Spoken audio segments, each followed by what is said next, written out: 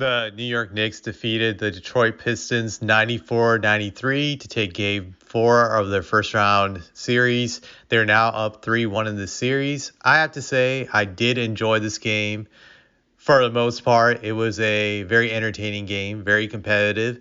It gave me 90s vibes watching this game. I liked how the refs, for the most part, let both teams play and didn't call touch fouls. That was great to see.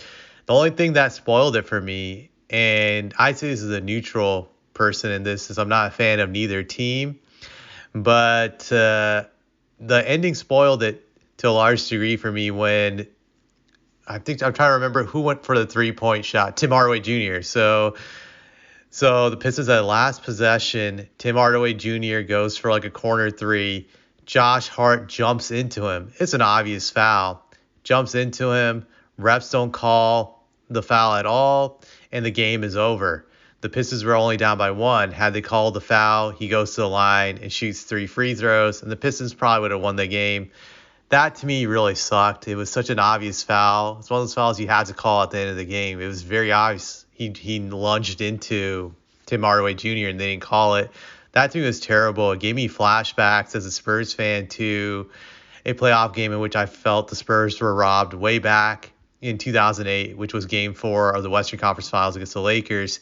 It was a similar play in which the Spurs were down, I think, by 2 points in that game with the final possession. What happened was Brent Berry got off a 3-point shot.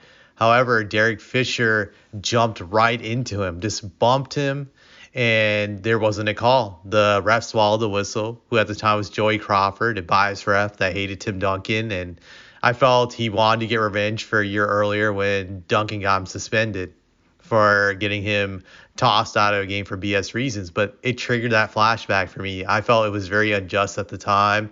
It was horse shit, and it was an example of a big market team because media favoritism being allowed to get away with treachery.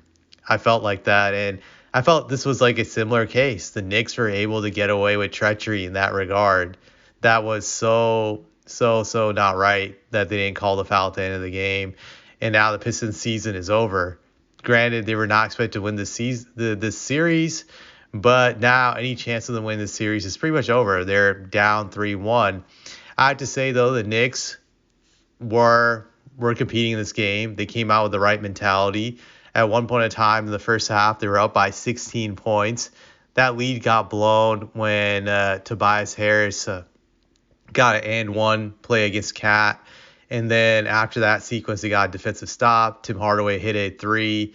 And then I believe Tobias Harris got a defensive stop and went for an and one. So that sliced the lead all the way down to 7 heading into halftime. The Pistons had the momentum because they had gone back into the game within just like a few minutes when it looked like it was going to be like a 30-point blowout.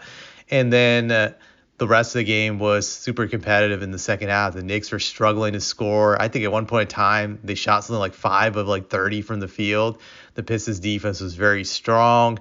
And that's when it got interesting. What was in the fourth quarter, it was very intense. There was one play where Jalen Brunson rolled his ankle again.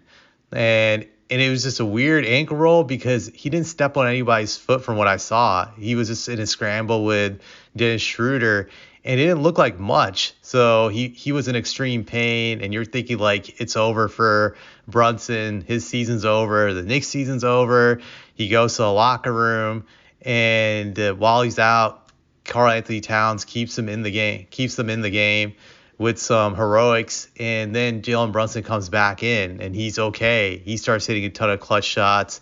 To me, that stretch in the fourth quarter where Cat and Brunson was carrying the Knicks was amazing. They hit so many difficult shots, so many clutch shots. It was pretty insane. It's like both of them caught like team fire at the same time.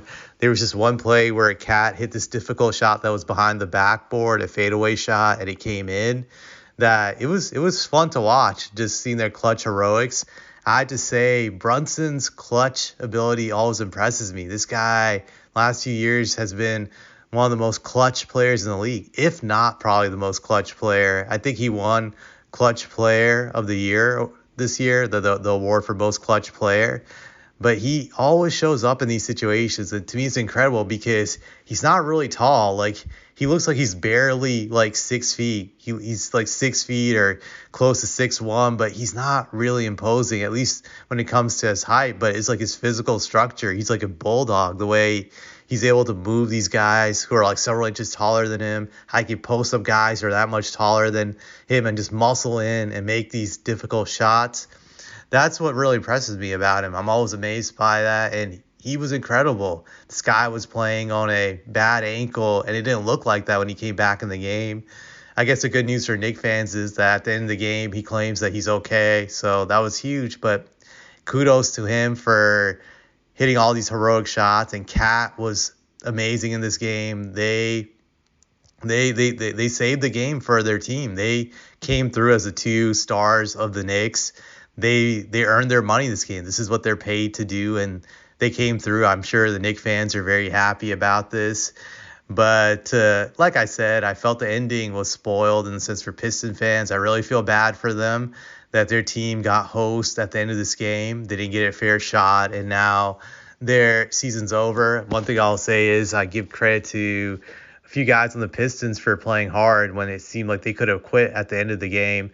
And in Tobias Harris and I would say Cade Cunningham, like they could have quit when their team was down by 16, but they fought back and they got them back into the game. Malik Beasley, he played hard. Tim Hardaway, even though he didn't shoot well, he was scrapping in this game also. This is a scrappy team, and Pistons fans should be proud of their team regardless of what happens in the series. They fought hard in all of these games. I think the margin of victory, margin of defeat for the Pistons these last two home games has been brutal. I think they lost the last game by 1 point also, and now this game by 1.